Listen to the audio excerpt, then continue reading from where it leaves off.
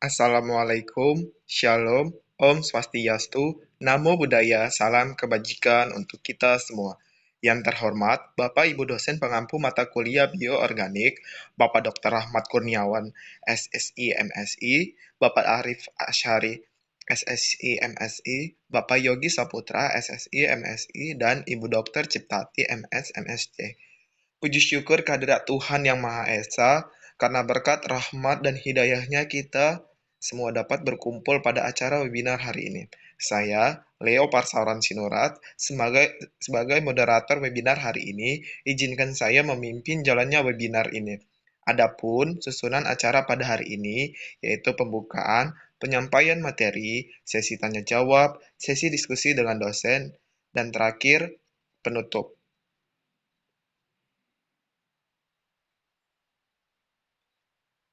Adapun webinar yang akan menyampaikan materi hari ini, yang, yang pertama yaitu Anissa, Wahyu Kartika, Yodiva, Tasya Salsabila, Nimas, Darwin, dan terakhir yaitu Feby.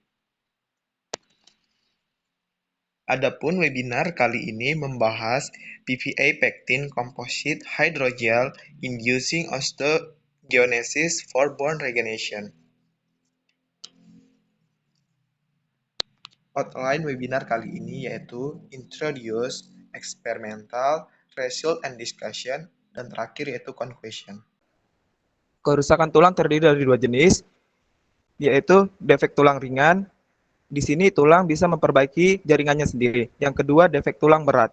Defek tulang berat ini perlu tindakan yang serius, yaitu tindakan medis. Tindakan medis tersebut ada dua metode, yaitu autograf dan alograf. Nah, di sini metode tindakan medis tersebut memiliki kekurangan, yaitu adanya keterbatasan untuk perbaikan defek tulang, adanya risiko tinggi terhadap respon imunologis dan penyakit menular. Di sini ada 3 metode pada rekayasa jaringan tulang, yaitu ikatan silang atau cross-linking fisik, induksi ikatan hidrogen antara PVA, interaksi ionik antara Ca2+, dan pektin, dan gaya interaksi antara PVA dan pektin. Dan terakhir yaitu induksi kalsium untuk pembentukan gel pektin. Nah, di sini ada 3 faktor untuk menunjang keberhasilan dari rekayasa jaringan tulang, yaitu struktur, sel, molekul, signal. Nah, di sini peranca atau struktur berfungsi untuk menyediakan lingkungan untuk sel, sehingga sel menetap di tempat yang akan direkonstruksi untuk membangun jaringan tulang. Nah, di sini sel tulang yaitu ada 2, osteoblasts dan osteoclast. Di sini osteoblast yaitu sel pembentukan tulang, dan osteoklas yaitu sel pemecah tulang. Tujuan dari penelitian yaitu merancang dan mensintesis sistem hidrogel fisik yang tangguh dari PVA dan pektin, atau PVA PEG untuk rekayasa jaringan tulang. Oke, selanjutnya yaitu eksperimental yang akan dijelaskan oleh pemateri kita. Untuk waktu dan kesempatannya dipersilahkan.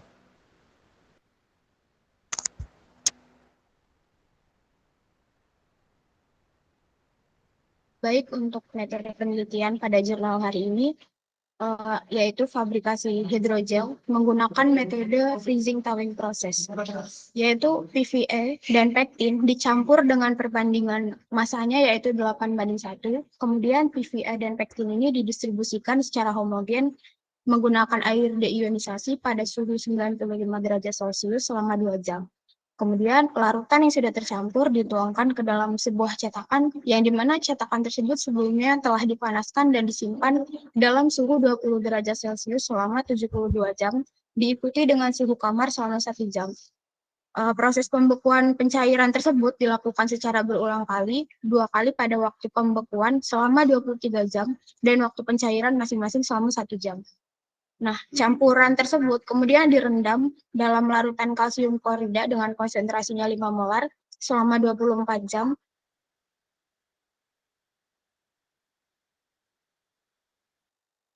Jadi, dengan air deionisasi sampai gel mencapai keseimbangan pengelolaan. Sampel yang diperoleh yaitu PVA Pektin X, di mana X ini mewakili jumlah total polimer dalam volume larutan homogen B per V. Kemudian PVA pektin X ini akan dikarakterisasi. Untuk karakterisasi akan dibacakan oleh pemateri selanjutnya. Baiklah, PVA pektin X juga memiliki beberapa karakterisasi, ada 3, yaitu SEM atau Scanning Electron Microscope. Yang kedua itu DMA atau Dynamic Mechanical Analyzer. Yang ketiga itu QRT PCR atau Quantitative Real-Time Polymerase Chain Reaction. Yang pertama itu SEM atau Scanning Electron Microscope. Hidrogel dalam keadaan pengembangan kesetimbangan dikeringkan dengan CO2 superkritis. Nah, penampaknya dilapisi dengan emas dan morfologi diamati dengan menggunakan mikroskop elektron pemindaian.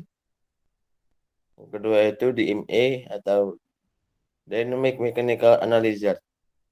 Untuk mengetahui sifat mekanik hidrogelnya, sampel dianalisis menggunakan DMA pada suhu 37 derajat Celcius. Yang ketiga itu QRT PCR atau Quantitative Real-Time Polymerase Chain Reaction. Nah, merupakan suatu metode biologi molekuler berbasis reaksi rantai polimerase. Metode ini mendeteksi amplifikasi gen target selama proses PCR berlangsung. Tidak diaga reaksi seperti PCR konvensional. qPCR menggunakan fluorescence, di mana peningkatan sinyal fluorescence menunjukkan terjadinya amplifikasi gen target selama proses PCR. Selanjutnya analisis PVA pektin X akan dilanjutkan oleh rekan saya. Waktu dan tempat dipersilahkan. Selanjutnya yaitu analisis dari PVA dan pektin. PVA pektin yang pertama, ada beberapa analisis yang dilakukan. Yang pertama yang uji pembengkakan dan degradasi. Untuk uji pembengkakan dan degradasi ini dilakukan karakterisasi pengembangan hidrogel fabrikasi di liofilisasi untuk mendapatkan berat kering. Yang kedua, analisis ukuran dan kepadatan pori. Yang ketiga, analisis kadar air. Yang keempat, analisis mekanis properti pada aplikasi potensial. Yang kelima, uji alizarin rate, yang mana pada uji ini sel difiksasi dengan 4% dipervi paraformaldehid selama 0,5 jam dan kemudian diwarnai dengan alizarin rate S selama 30 menit. Selanjutnya yaitu Western blot, yang mana dilakukan ekspresi protein CAM, PCAMKII, PSMAD 1/5 dan BMP2 yang dideteksi dengan analisis WB. Yang ketujuh, animal procedure. Pada animal procedure ini digunakan sebanyak 45 tikus jantan berbobot 180-200 gram yang digunakan. Kemudian kelompok dari tikus ini akan dibagi secara acak menjadi 3. Yang pertama, kelompok kontrol tanpa implan. Yang kedua, kelompok PVA yang ditanamkan dengan PVA. Yang ketiga, kelompok PVA pektin yang ditanamkan dengan PVA pektin 10. Yang ke-8 yaitu analisis microCT, yang mana tulang paha yang diperoleh pada setiap titik waktu dipindai dengan sistem microCT dengan resolusi 18 meter. Setiap pemindaian direkonstruksi menggunakan parameter kalibrasi yang sama dengan sumber arus 100 mikroampere dan tegangan 100 kV. Volume tulang BV dihitung untuk mengukur jaringan termineralisasi di zona perifer.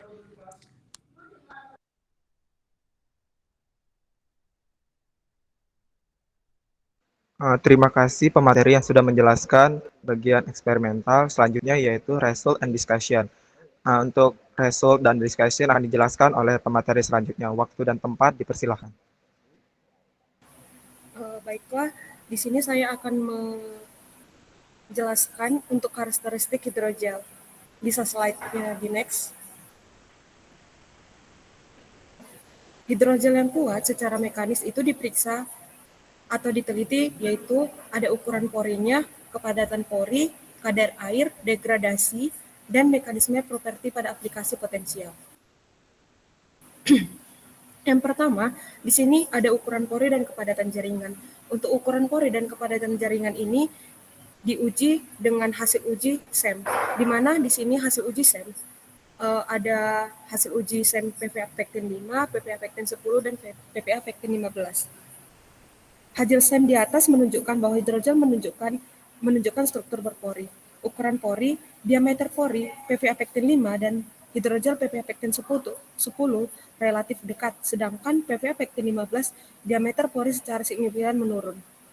Jika dibandingkan antara PPA pektin 5 dan PPA pektin 10, yaitu mempunyai kesamaan yang memiliki sejumlah besar pori makro, tetapi struktur mikro hidrogel PPA 10 jauh lebih teratur dan kuat dibandingkan hidrogel PPA 5. Yang kedua yaitu ada kadar air. Hidrogel harus mempertahankan jumlah air yang sebanding dengan jaringan hidrogel. Terlihat kandungan air yang bervariasi seiring dengan kandungan polimer dalam sistem. Seperti yang kita lihat ada grafik kandungan air di mana kadar air yang lebih rendah diamati untuk sistem dengan kandungan polimer yang lebih tinggi. Jadi untuk kadar air yang lebih rendah ini dilihat dari PPA pektin 15. Next. Kemudian di sini juga dianalisis degradasi. Gambar grafik di layar ini menjelaskan tingkat degradasi hidrogel PPA pektin bervariasi dengan kepadatan polimer. Nah, di sini degradasinya juga diamatin pada hari ke-28 hari. Tingkat degradasi hidrogel PPA pektin 5 sebesar 1,29%, PPA pektin 10 dan PPA pektin 15 itu sebesar 1,83% dan 2,09%. Jadi rasio degradasi lebih tinggi diamati pada hidrogel PPA pektin 10 dan PPA pektin 15. Slide next. Kemudian di sini juga dihasilkan mekanisme properti pada aplikasi potensial. Untuk yang pertama, di sini, gaya tarik dan tekanan sifat hidrogel diuji oleh DMA pada suhu 37 derajat Celcius. Hasil ketiga hidrogel itu elastis dan tangguh karena perpanjangan tarik mencapai lebih dari 300%. Nah, di sini PPA pektin 5 dengan 10 sama 15 itu melebihi dari 300. Jadi tingkat keelastisnya tinggi. Untuk modulus ion ini hidrogel meningkat seiring dengan konsentrasi polimer pada hasil perilaku. Next slide. Kemudian di sini juga dianalisis hidrogel komposit PPA pektin meningkat daya rekat dan viabilitas. Pada gambar A ini di sini menjelaskan adanya sel hidup dan mati yang dikultur pada hidrogel selama 7 hari diwarnai dengan sel-C AMPI, di mana hidrogel PPA 10 menunjukkan kapasitas adhesi sel lebih terbaik di antara ketiga hidrogel, di mana dengan pewarnaan sel yang kurang hidup atau berwarna hijau dan lebih banyak sel mati atau merah terdapat pada PPA pektin 10. Rasio sel mati pada ketiga PPA ini beragam macam hasil yang diperoleh. PPA pektin 10 menunjukkan viabilitas sel tertinggi dengan meningkatnya 57,2% dibandingkan dengan PPA yang lainnya. Untuk hasil yang selanjutnya akan dibahas oleh rekan pemateri selanjutnya.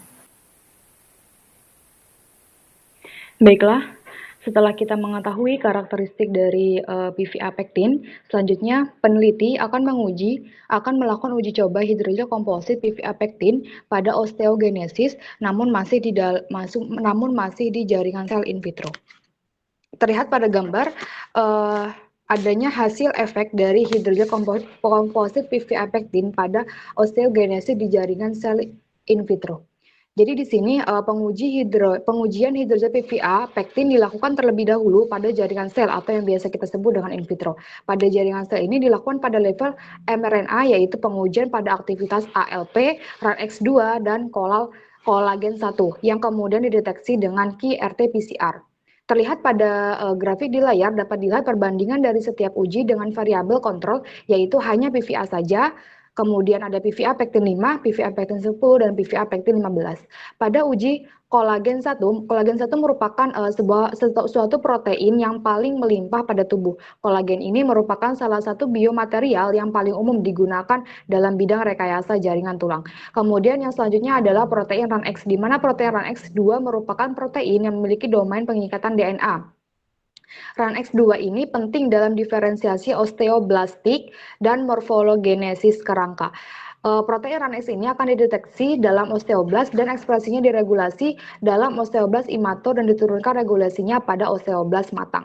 RUNX2 ini bertanggung jawab untuk menginduksi diferensiasi sel mesenkim multipoten menjadi osteoblast yang belum matang serta mengaktifkan ekspresi beberapa protein hilir utama yang mempertahankan diferensiasi osteoblast. Yang selanjutnya adalah ALP atau alkalin fosfat. Alkalin fosfat ini sangat diekspresikan dalam sel-sel jaringan mineral dan memainkan fungsi penting dalam pembentukan jaringan keras.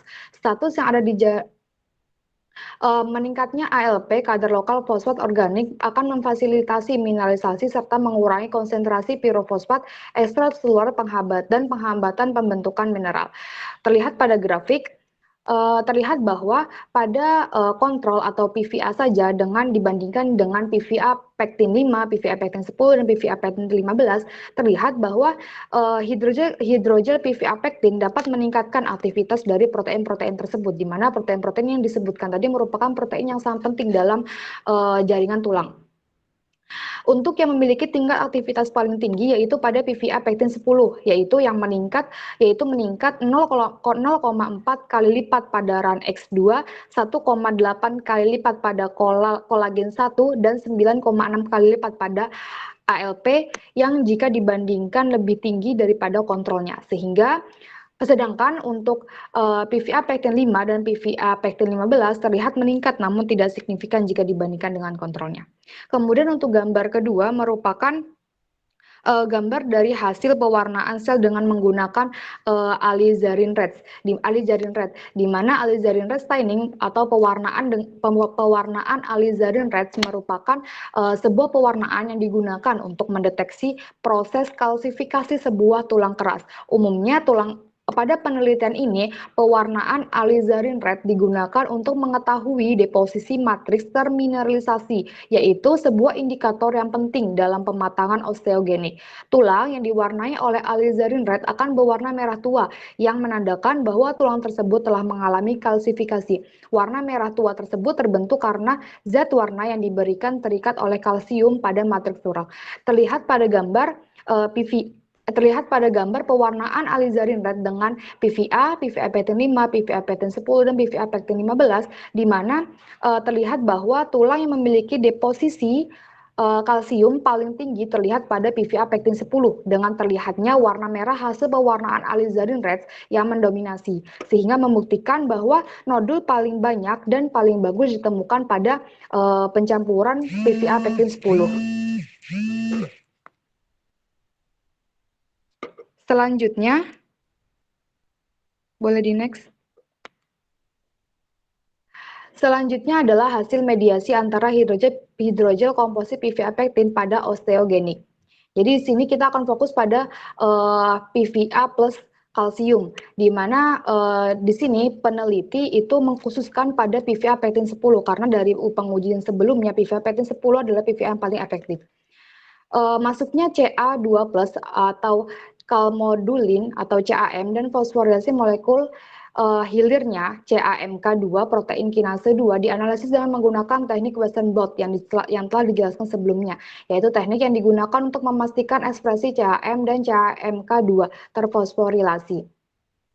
Terlihat bahwa yang menunjukkan paling bagus adalah pada PVA pektin 10, di mana kompleks ini bertanggung jawab untuk fosforilasi dan aktivasi kinase 2 yang bergantung pada calmodulin yang pada gilirnya memainkan peran penting dalam mengatur fungsi osteoblast. Masuknya Ca meningkat secara signifikan dalam sel yang dikultur pada PVA pektin 10. Baiklah, untuk yang selanjutnya akan dijelaskan oleh rekan saya. Selanjutnya saya akan menjelaskan tentang hidrogel komposit PVA pektin untuk mempercepat regenerasi tulang paha in vivo. Setelah dilakukan percobaan in vivo terhadap hewan uji, yaitu hewan ujinya adalah mencit, diambil paha mencit yang dilakukan pengamatan selama 4-8 minggu terapi. Didapatkan pada gambar sebelah kiri, diinjeksi terhadap 3 kelompok, yaitu kelompok kontrol yang dimana dia tanpa implan atau tidak diinjeksi apapun, lalu kelompok PVA ditanam dengan PVA atau diinjeksi dengan PVA, lalu kelompok PVA pektin yang diinjeksi dengan PVA pektin, yaitu PVA pektin 10. Pada kelompok kontrol didapat belum adanya defek tulang yang telah terperbaiki. Sedangkan untuk kelompok yang dilakukan injeksi PVA dan PVA pektin 10 dapat dilihat mengalami pembentukan tulang baru. Begitu pula pada minggu ke-8, pada kelompok kontrol masih dapat dilihat defek tulang yang cukup parah. Pada kelompok PVA sudah mulai terbentuk sejumlah jaringan baru, lalu pada kelompok PVA pektin telah menunjukkan hasil yang jauh lebih baik dari sebelumnya. Hal ini juga dibuktikan dari hasil pengukuran volume tulang dengan analisis microCT, di mana bisa dilihat dari grafik sebelah kanan pada pengukuran minggu keempat, volume tulang kelompok kontrol lebih rendah dibandingkan dengan hidrogel PVA dan PVA pektin, yaitu sekitar 38 mm kubik. Dari percobaan ini, hal ini dapat disimpulkan bahwa dengan pemberian PVA pektin 10 akan jauh lebih baik untuk memperbaiki defek tulang. Saya kembalikan ke moderator. Terima kasih atas pemateri kita yang telah menjelaskan hasil dan pembahasannya. Nah, untuk selanjutnya itu menjelaskan tentang kesimpulan yang dilakukan oleh pemateri kita. Waktu dan kesempatan dipersilahkan. Baik, terima kasih moderator atas kesempatannya dan terima kasih kepada rekan-rekan guest speaker yang luar biasa dalam penyampaian materi terkait jurnal ini. Saya akan mencoba meringkas dan menyimpulkan apa yang telah disampaikan. Untuk yang pertama, ada hidrogel komposit yang dibentuk oleh ikatan silang fisik PVA dan pektin berhasil dibuat untuk Kemudian hidrogel komposit yang dihasilkan memiliki sifat mekanik yang sesuai, porositas yang tinggi, bioaktivitas yang layak, dan kemampuan osteokonduktif. Nah, penambahan Ca2+ untuk pembentukan hidrogel komposit PVA pektin juga berkontribusi untuk mempercepat mineralisasi matriks. Nah, karena sifat mekanik yang sesuai dan kemampuan adhesi yang sangat baik, hidrogel PVA pektin 10 sangat merangsang mineralisasi matriks in vitro dan mempercepat penyembuhan tulang in vivo. Kemudian, hidrogel PVA pektin ini menjanjikan sebagai bahan regeneratif untuk rekayasa jaringan tulang. Terima kasih. Saya kembalikan kepada moderator. Terima kasih pada guest speaker kita yang telah menjelaskan webinar ini. Selanjutnya,